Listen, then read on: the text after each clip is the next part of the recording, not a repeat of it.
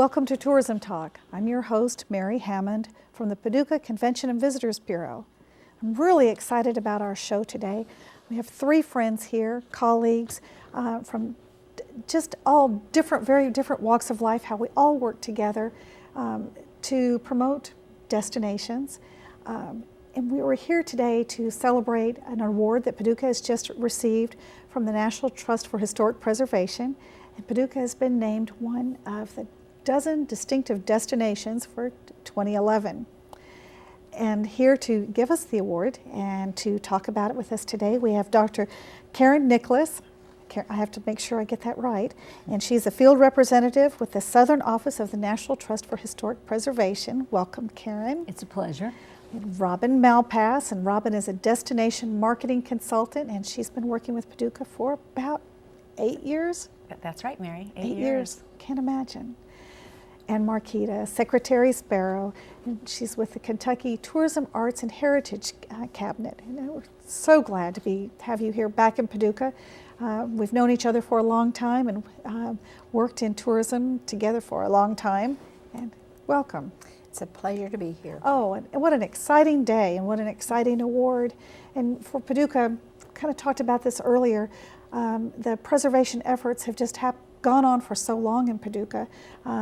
I guess back in the 60s, I heard Chris Black earlier saying, I was thinking the 70s, talking about the old market house when it was an open air market and the city decided it was unsanitary and wanted to tear it down for a parking lot.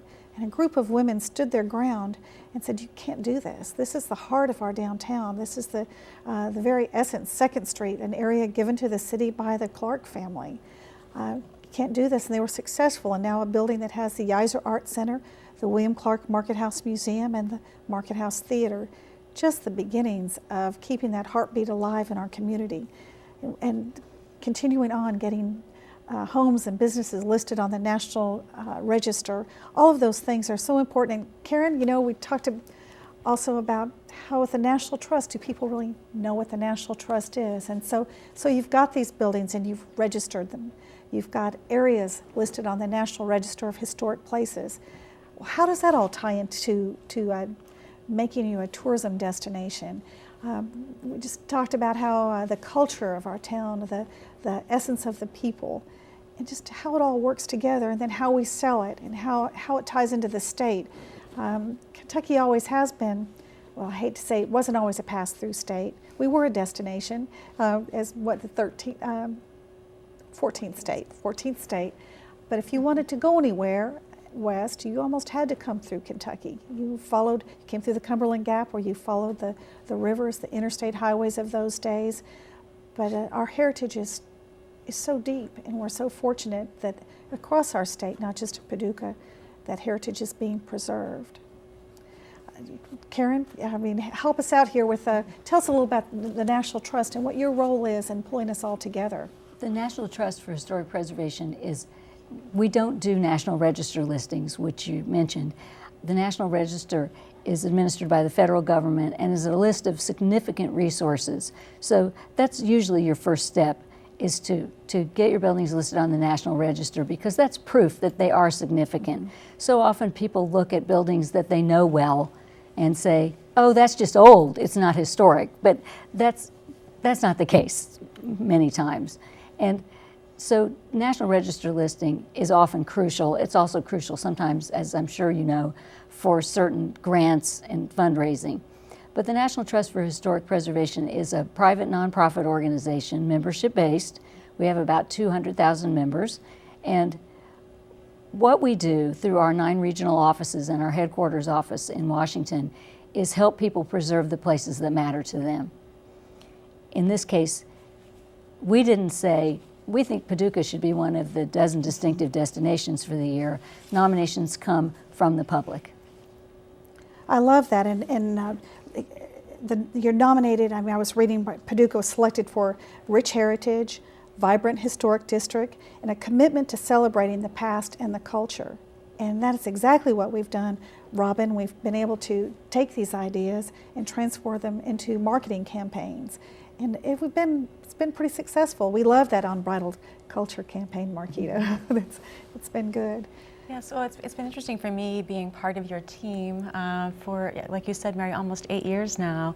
And I first arrived whenever the Lowertown Arts District had kind of taken off, and the community was being revitalized through the arts.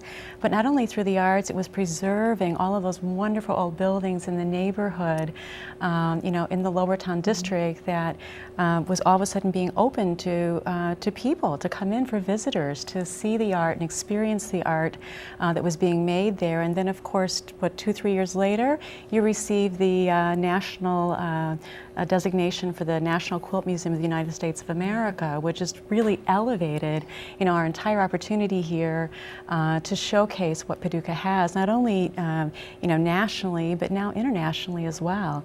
And then today, of course, to receive the Dozen Distinctive Destination Award and be recognized for all of those things, a community that's vibrant, that celebrates its culture, that has sustainable practices in place, as Karen and I were talking about earlier. It's really Paducah's an amazing place, and I'm just so proud to be a part of it. I guess I was a little bit surprised that we only have one other Dozen Distinctive Destination in our state. Bowling Green had received it several years ago after being nominated. But I tell you, Marquita, I'm thinking we've got some really good communities that we need to nominate and get this rolling. Do you think? I think so. I think there are many distinctive destinations in Kentucky. Well, it's been going on for 12 years. Each year for 12 years there have been 12 destinations, so there's only 144 of these cities that are listed as distinctive communities, destinations. But this isn't something that is gone tomorrow. This is a designation that will stay with us. I see Bowling Green continues after these years to still promote themselves. It's a validation of all of those things that we work towards and here in Paducah have done for so long. And it brings us all together. I was so tickled today when we all got together and saw that our team, and it's so all-encompassing that it's not any one group. It's not just tourism. It's not just Paducah Renaissance Alliance and the Chamber and the city.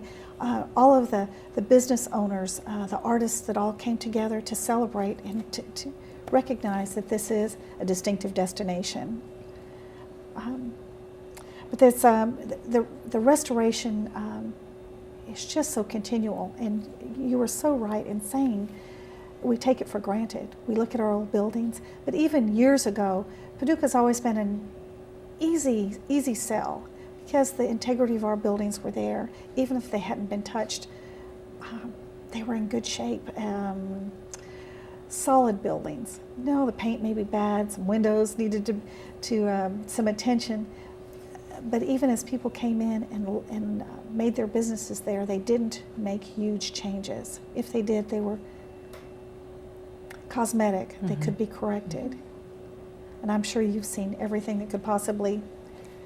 Well, not making huge changes is what makes it authentic. Mm-hmm. Yes. And that's what people are looking for today. They're looking for local food. They're looking for local businesses. They're looking for arts and crafts that they don't see somewhere else, that they don't buy at the mall. And when you have that kind of authentic experience, mm-hmm. and you have it in an authentic place, it just continues to double and double and double, so that people come because they know it's not like every place else. And Paducah is not. It's not like every place else. It's Paducah.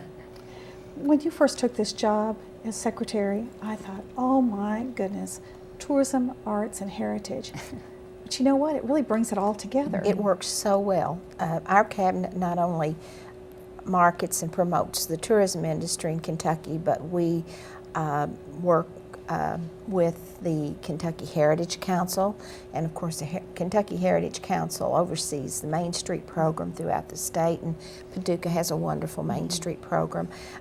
We also have the Historical Society, the keepers of all of our collective history in Kentucky, and it is rich and rare, and the Kentucky Department of Parks. So it makes a great combination for this cabinet. It was a good choice. It's meant to be marketed together. Yes, it is. And it goes even deeper with the Kentucky Crafted program. Right. All of this, to have it separate didn't make sense. Well, and we also have the Kentucky Art Council in our cabinet. So of the 15 or 16 agencies, they all work together very well. And I was really, it made me think about Paducah, because you've been able to tie all of these wonderful things together: your heritage, your tourism potential, your love of art, and the growth of your arts community in Paducah, and truly has made it a distinctive city. But I think Paducah's always been distinctive. Of all the cities in Kentucky, people most often will name Louisville, they will name Lexington, and then they'll name Paducah. Paducah. Well, thanks for sharing that. Well, it is the center of the inland waterways. It's the center of it, really, unless you come in from both coasts, and pretty much you're Really? coming centering in on Paducah. Great river town, has wonderful history and characters, and great stories about Paducah. So there should be a lot of interest and a lot of things that you can gain from this designation. I definitely think so. One thing that I kind of wanted to touch on, we have like the arts and heritage, and they are still a little bit separate, but I see in talking with our museums, they so overlap. They do. And I see working with, say, River Discovery Center, they consider themselves an arts organization as well. And I'm thinking, well, you're cultural, and heritage, but they are. It's all encompassing. And that's one thing the National Trust does look at it. It is all encompassing. It all comes together to make the destination. Robin, I'll never forget the first time that you stopped in to visit us. And just coming through Paducah, and we were sort of like, who is that?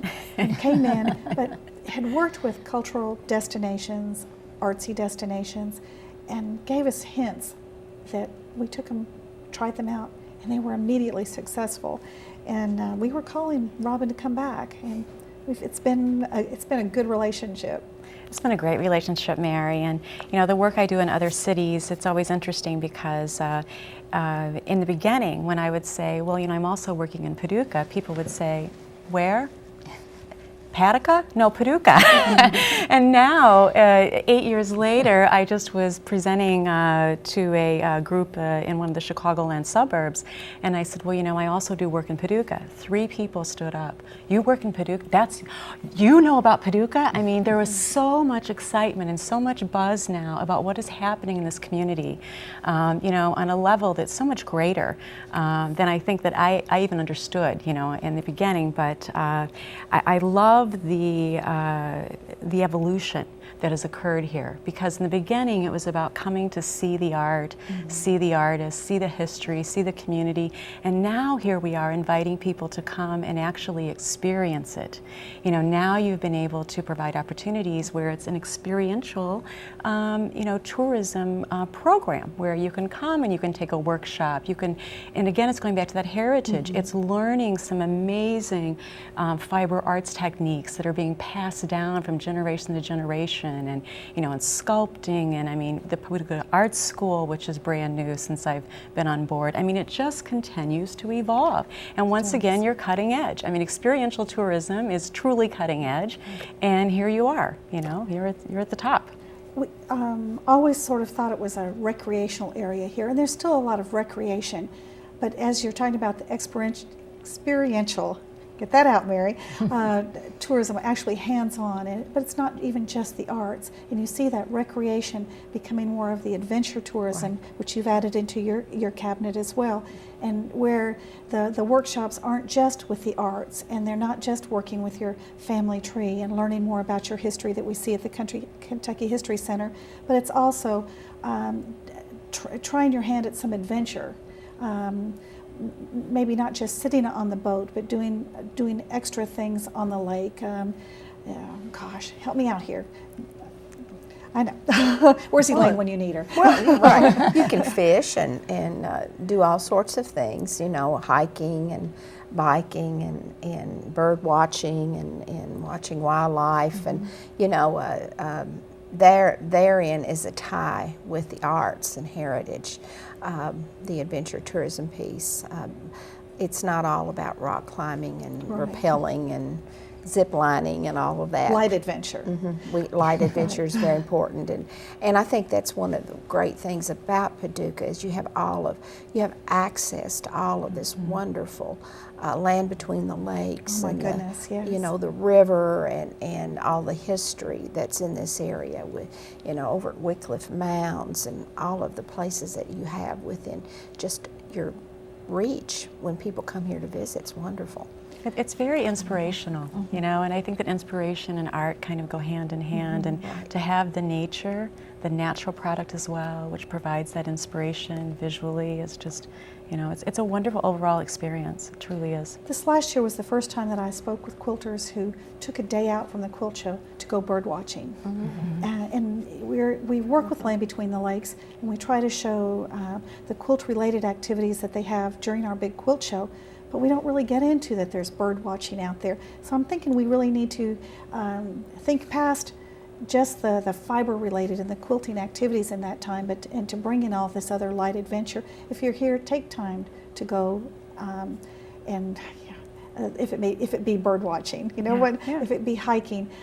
Part of the application for the Dozen Distinctive also was into the green of the area. I learned, I always knew there were, you know, Bike World had great trails laid out, but I didn't really know till I got in there the depth of the biking trails, the depth of our greenway system that we have in Paducah, and I'm really glad that the National Trust has branched out and realized that preservation isn't just your buildings either, that it is your green space. Well, it's not. It is your green space, and but it's also, sustainability is also about your buildings, because it's about, you know, how much energy, embodied energy is in that building that you decided to tear down to put up something that was LEED certified, which, yes, may not use as much energy, but you have to factor in, you know, the landfill and all of the other variables that you have. And so often, almost always, the best thing you can do is recycle your building and use it for something else. And Robin Paducah really does have, you know, to me, it's a nice mix. You were talking about the quilters going bird watching. Well, then probably at the next show you'll see that reflected in their art. Probably so. You're exactly right. It all does. Now, Robin, you tried to get us to put a rooftop garden on the building, and I couldn't quite get it to fly. Well, yeah, in my spare time, I'm an adjunct professor at Kendall University in the School of Hospitality Management, and I teach sustainable tourism. So I've been very inspired by what's happening in sustainable tourism, you know, around the world and here in our country, most recently in the last 10 to 15 years. And Paducah is so cutting edge. Now that we've won this Dozen Distinctive Destination Award, I think maybe we should revisit the green rooftop concept or the CBB as well. We're going to have to go tour some. It's hard to imagine. I don't know if they're picturing corn stalks up there. We have a wonderful one in Louisville. Riverfront Plaza has a wonderful rooftop garden, and it's all kinds of different mosses and cover plants, and it's really neat. It really is. And it keeps the building cooler in the summer and warmer in the winter. So, you know, there's actually a purpose behind it, and it cleans the air as well. You know. If not your building, some building. That's right. That's right. We'll get a exactly rooftop right. garden. And if you that's want to grow some food, I mean, there are a lot of lettuces that are really pretty when they're growing. So. Well, get the birds off the front window. That's the birds. You know, they perch right out on our building. And in the spring, they're so happy with it being warmer now. Well, I say spring; it's not quite spring, but they're very happy. They're very happy. I was floored to look at the communities that are also part of the 2011 Dozen Distinctive Destinations, and I must read them because I'm honored for Paducah to be a part of them. I'd be honored for any of our Kentucky cities to be a part of it. But Alexandria, Virginia, Chapel Hill, North Carolina, Colorado Springs, Colorado, Dandridge, Tennessee, which I'm not that familiar with, but I'm sure I will be this year, Eureka, California, Muskogee, Oklahoma, New Bedford, Massachusetts, the Whaling Port, Paducah, San Angelo, Texas, St. Paul, Minnesota, Sheridan, Wyoming, and Sonoma, California. I'm floored. Do you Feel like a star, don't you? Yes, very much so. I love it that the culture of each one of these cities are so different. If it be with Native American, with the whaling, if it just all over the place, the Wild West. Yeah, it's good. Do you get to visit all of these places? No, I'm sorry to say that I don't. I think it should be part of your job. I will put them on my list, but it's not part of my job. Our southern office, however, has more on that list than anyone else. Congratulations. I think we have 4, at least 3, maybe 4. That's very good. Well, when we go to DC with our chamber, we do the DC fly-in and visit our legislators. I always go to Alexandria. I always take notes. They have done some nice things with their arts community there. But I also see that we're very much like they are, the type of community. And it's nice, though, to be recognized to be a similar type of a city. It's very exciting, very exciting. Now, that said, Rosemarie would be going with a board over here saying, be sure to talk about voting. Yes.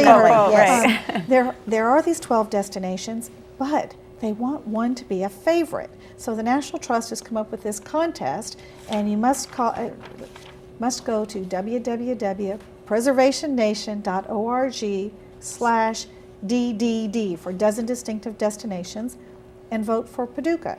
Now you can vote every day. You just have to go in and sign in. It's not joining, it costs no money, but you want to vote for Paducah. We want to be able to show that, yes, we can get the votes to be the most popular of these destinations.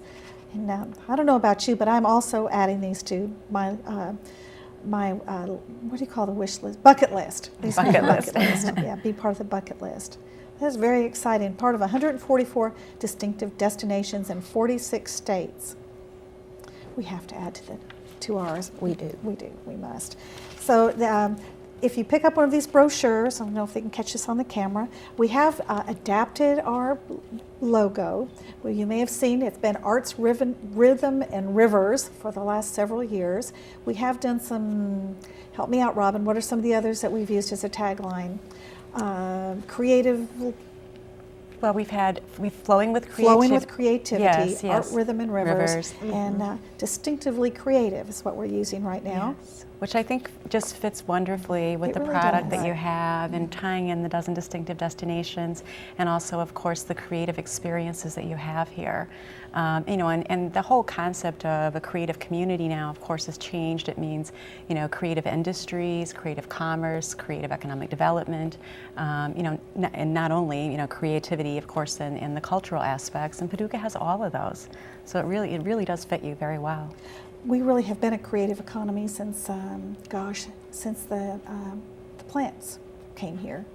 And Rosemarie always likes to tell that story. So, the engineers and the scientists that came here with our uranium enrichment plant. So it's a creative economy. We're very fortunate to have such nice architecture here. And whenever I look at the brochures and they have the contest, where is this piece of architecture? So I hope as everyone picks this up that you'll be able to identify these buildings. But I'm very proud of it. It's anything that anybody would like to add and talk? We've got a little bit of time here. And well, I just think that, the opportunity that this award, this distinction that the National Trust has bestowed upon Paducah, it gives Paducah an opportunity now to really kind of co-brand and co-market in a whole new arena, with other communities that have already established themselves as well as being authentic destinations. And as you said, Karen, that's really what people are looking for today. The manufactured experiences where you go in and everything's the same. You can buy the same shirt and, the same mall and, the same chain food. And, Paducah does such a wonderful job of providing an authentic product, an authentic experience. And now that you have this designation, we can tie in on a national level on creating that recognition and being able to recruit more visitors from, around the country to come and experience, this wonderful opportunity that we have here for visitors. And the tourism economy is only going to grow. It really is. And Kentucky as a whole has weathered this recent economic hard time better than most states, but Paducah is positioned perfectly with everything that you have going in downtown and in your region. And we are a day's drive from over half of the U.S. population. So all of these things are going to work. And we talk a lot about tourism development.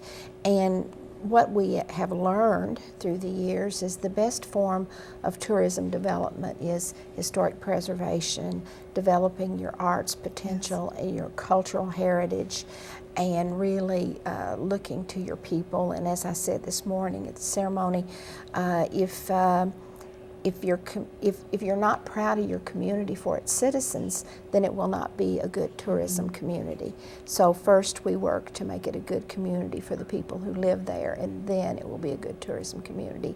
And Paducah has all of these things going for it. We're very fortunate, the quality of life. You do. You have. Yes, and it's what attracted my family when we stopped here and visited, thinking we were going to move on, and then saw, you know what, this is a good hometown, this is a good place to live. And it's funny, when you get a group of people together, it's going to be 50-50, people who've lived here for a long time and people who lived here just because of what the community can offer. And this distinctive destinations designation will help us to attract more people. You know, those Chicago folks really like to move down here. Well, and you know, we should mention as well that, you know, one of your assets, and it's a very important asset, is your airport. You know, we now are able in Chicago, in the Chicagoland market, to advertise nonstop daily flights. You know, it's a wonderful opportunity with the airfare and the airport that you now have to bring in visitors, and it's, you know, it's so easy to get to. You know, it's so easy to get to now. Well, I thank you so much for being here, everybody traveling to be here from South Carolina, driving up here. But do take some time to enjoy the city. It's your first time here. It is my first time here. I've already been to the Quilt Museum. Oh, that's but good. I hope to see a lot more before I leave. That's good. Robin comes down about quarterly, I would say. Yes. And Marquita, you get here a couple of times each year. I do. I know it. Well, and we're thankful that you represent the governor and come down here. And I know that we'll be working together for a long time. It is an honor. It is. And Robin, I'll see you back at the office. We have work to do. We do. Karen's office required a marketing plan. What are we going to do now that we have this dozen distinctive destinations designation? So I couldn't get the banners up downtown fast enough, but we will have banners. And as long as everyone will go vote for Paducah. Right. We've gotten this designation. Now help us to be the most popular of the 12. And don't forget, that's preservationnation.org/DDD. Now, I would be remiss if I didn't say, if you want to know what's happening in Paducah, please go to paducah.travel. I know you've bookmarked that from previous shows. Look on that calendar of events. Keep up with what's going on. You know there's more than you could possibly do. Gosh, this weekend coming up is a perfect example. There's just more than you can imagine between the art openings, the performances, gosh, Maiden Alley Cinema, the live music that has really come into its own here in town. But I hope we'll see you in downtown Paducah, and stop in the Visitors Bureau, 128 Broadway. We want to see you downtown or here next time on Tourism Talk. Thank you.